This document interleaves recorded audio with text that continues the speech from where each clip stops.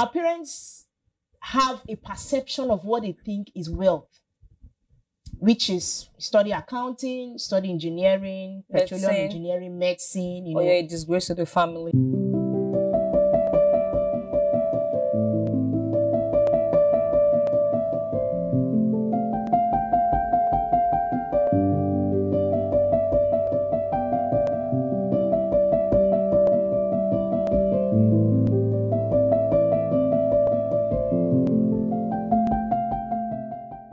I'd like for us to consider something that has to do with our careers, something that has to do with our life in general. Many of us have transitioned from one career to the other, and I feel like that's what is in vogue right now. A lot of people are moving from one career to the other, switching jobs, some are relocating because they want to make ends meet and search for greener pastures. So today we'll be talking about how to make the best choices in your career. Some of us are in careers that we don't like. We're in jobs that we don't fancy. We're doing things that we do not love. But does love actually count all the time when it has to do with our career? We have my very beautiful friend. She's into HR. You know those people that when they want to sack you, their face is always straight. She's a consultant in human resources. Her name is Homa Phoebe. Welcome. Thank you. How far? Long time. Yeah, really. Long time. How are you? I'm so fine. What's happening? Everything good is happening. Tell us everything good that is happening. Let's know. Okay, I'm actually, since we are talking about career, right? I'm actually about you first of all. Oh, what's been happening? What's been happening? When are you coming for the wedding? Oh my God, putting you on the spot. Sorry. Okay, soon, right? Soon. I know now because I've been saying, why are you laughing? Okay, so how's life been? Okay, so we saw this year now. Yes, we did. So this year? No, not this year. This year. That was NIFES program. That was towards the end of last alumni year. Exactly. NIFES program. Exactly. Life has been amazing. Okay. You know, I've gotten to that point in my life when I've realized that what really counts is your peace. Yeah. Aside all the hustling and bustling, going and doing all them, trying to catch up for the day, you know, your career. Some people are even doing 2 jobs, remote and hybrid. Some people's jobs are hybrid, you know, sometimes you get to go to the office and all. I just realized that most importantly, what would give you the joy at the end of the day is your health. And I've come to realize that lately that we actually need to rest. True. Yeah, we need to rest. We need to work in places where we have the work-life balance. We need to take time out to think through what I'm doing now. Is this something I love to do? Am I in the wrong place? Should I change? Should I switch? Am I enjoying what I'm doing? Talking about switch, I know that you studied accounting. Yeah. But in the space of how many years? Boom! HR consultant. What's happening? What happened there? Okay, a lot of things happened. First of all, studying accounting was amazing. You know, I graduated with a good grade, not like I was struggling. Yeah, sure. So, but along the line, even while studying, while taking the accounting course in school, I realized that there is more to who I am than just figures. I knew that, okay, I love people management. Apart from that, I'm very good in mentoring people. You know, I didn't even know that HR was a career path at the time. At the time, I was just doing all of those things, enjoying it, you know. And when I went for NYSC, I served with a secretary. I was an assistant to a friend who was a secretary at the time, and he said, "How about these things you do is called human resource?" And I'm like, "Wow, what's that?" That was just 2016, 2017. And I'm like, okay, wow, amazing. I started doing my research. You know, I checked online, who are HRs, what do they do in the company? I'm like, wow, this is just a definition of who I am. Of who you are. Exactly. So that was just the beginning of the transitioning, really. What exactly, apart from your research, I'd like to know the deliberate steps that you took, because a lot of people out there do not understand or do not know that there are certain characteristics that they possess. Yeah. That can make into a career path. As a HR person, You've been there for quite a long time. I've known you practicing in HR right from for the longest time. How can they transition? I'm going to be talking more about my personal experiences because this is something I've done and it has worked, you know. So the first thing to do when you want to transition is to actually do a research, first of all. This career path I want to go into, is it existing? Is it in the next 5-10 years? Will it still be existing? Be relevant. Yeah, will it still be relevant? You know, is it something that is fading off? For example, somebody can be studying shorthand, typing. You know, all those things they are fast gone. You know, so even in schools we don't have those syllables. When I was in GS1, I think I did something shorthand, typewriting and all. But you can't even talk about that now. So you have to think about the path you want to go into. I'm talking about shorthand, say, sincerely speaking, to date, I have no clue. I did it also in secondary school. I have no clue what shorthand is used for. Seriously. And they made us write it in exams, like making it compulsory. You have to write. Like what is shorthand? Is it pidgin? Writing in pidgin or what? I sincerely, I don't get it. I don't understand at all. It wasn't necessary at all. It was so not necessary. At all. So not necessary. Okay, so like I was saying, the first thing is to actually do research on that area you want to go into. Okay. What is it? Who are they? Do I like what they do really, or I just like the idea? If I see myself if I look at myself 10 years backwards, do I see myself doing that thing? Is it something I will enjoy doing? And of course, if you do the research, you know, I've done all those things. The next thing is to think of what certifications is particular to this profession you're going into, especially if you want to grow in the career world. What certification is particular? Like what would stand you out as a professional in that area? Another thing I did was I got a mentor. I got somebody who is currently practicing HR in the corporate world.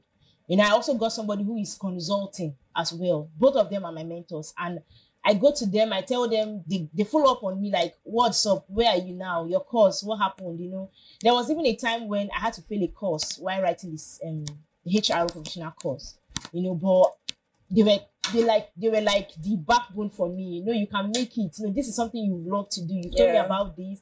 After your CIPM, what's next? Now, I'm not just like every other person who finished school because I have somebody who is watching my back. So that's where mentorship comes to play. I'm done with my certification course. They're now talking about international courses. I've come to realize that it's not just about Nigeria. For it to be globally relevant, you need to move across the certification within within your geographical location. So mentorship is very important. The certification is amazing, and then your research about that career profession you want to transition to. A lot of people find it very difficult transitioning, not because they just can't, but because they feel like if I leave the course I've gone to study for a period of time, probably I studied medicine, and right now medicine takes a lot of time to accomplish, to finish. You go do your house job, do everything. 7 to 8 years as per minimum, and you're now telling me to leave medicine. It feels like I've wasted 8 to 9 years of my life. So how do you think I would swallow that I want to transition just because I want to love something? I can still manage and just stay there. What's the use? Okay. Amazing. The first thing I would talk about is satisfaction and fulfillment. You know, while talking about moving from accounting to HR, I already started writing the professional exam. In accounting? In accounting. And while every day I go for those classes, I'm talking about ICANN, every day I go for those classes, I'm like, I have that something talks to me like, this is not where you're supposed to be. It's like you're wasting your time. So I just kept pushing. I'm like, I beg, let's make the money first. We'll still get there. You know, I keep pushing it. I wrote the exams, you know, even if I didn't pass the exam at the time. I wrote the exams, you know, but I just knew that this is not Space. the end. This is not it. This is not who I see myself becoming.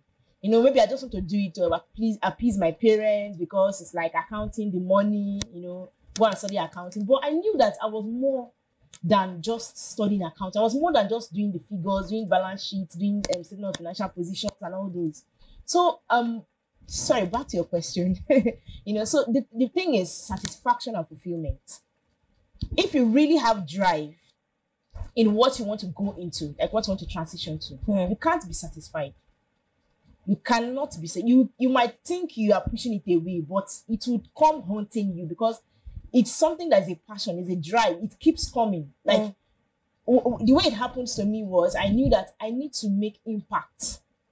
There's more to me than what I'm doing now. So it keeps coming like, oh my, this is not it. Go and take up that CIPM course. Start doing it. Start checking online. You know, this is not who you're supposed to become, you know. So it's the drive for me, except if this person in question, it's not the person, he doesn't really love this thing you want to do.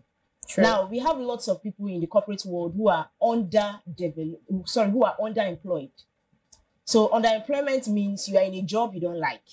We have unemployed, we have underemployed. Underemployed, you are doing something, you're just managing, like, let's just do it to pass time.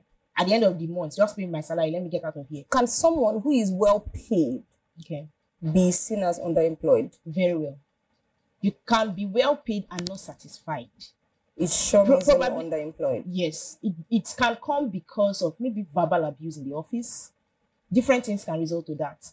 Or the kind of job you are doing.